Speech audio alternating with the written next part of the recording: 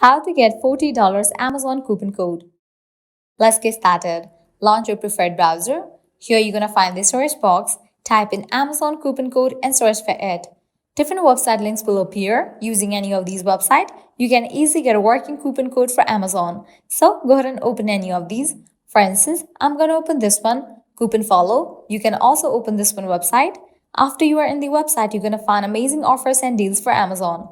Just scroll and check $25 off, 50% off, 25% off, and many more. Head towards any of the offer that you want to grab. Just click on it. With that, you're going to get the code. Now I can copy the code, then click on redeem at Amazon. You'll be directed to the official website of Amazon. Now you can log into your account, make your purchase, and proceed to checkout. While in the checkout page, you're going to find this section of code. Over there, type in your code and confirm your order. With that, you'll get the discount in your purchase.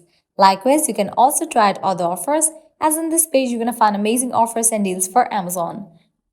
The process is same. Lastly, make sure to go through these websites as well, because these websites will also provide you working coupon code for Amazon.